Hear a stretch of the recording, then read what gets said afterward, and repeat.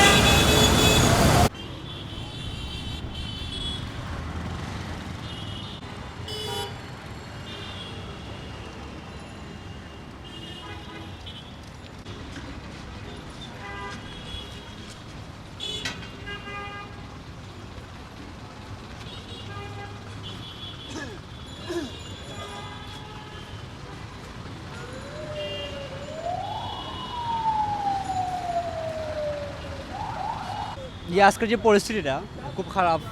অনেক দূর থেকে আসছি, আপনার মনে হয় যে ভাড়া ডাবল, যাতায়াতের সমস্যা, সব দিকে টোটাল সমস্যা। আর দেশে যদি এই অবস্থা হয় তা আমরা সাধারণ পাবলিক বা আমরা সাধারণ যে মানুষগুলো আছি, চলাফেরা খুবই টাফ, জীবনযাত্রার মান খুবই দুর্ভোগ একটা অবস্থা। দেশের পরিস্থিতি এভাবে যদি থাকে বা এই অবস্থানে যদি থাকে, দেশের পরিস্থিতি অবস্থান কোথায় যাবো কেউ বলতে পারবে না।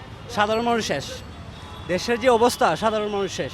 তো আমি সরকারের কাছে এটাই আবেদন যে ভালো একটা সুষ্ঠু একটা পরিবেশ যাতে হয়, বা যে একটা আন্দোলন বা যে একটা পরিস্থিতি স্টুডেন্ট বা কোটার বিষয় নিয়ে এটা একটা সমাধানের পথে হয়, এটা আমি রিকোয়েস্ট করতেছি সরকারের কাছে, জনগণের পক্ষ থেকে, বা আমরা সাধারণ যে পাবলিকগুলো আছে তাদেরকে তাদের পক্ষ থেকে রিকোয়েস্ট করতেছি।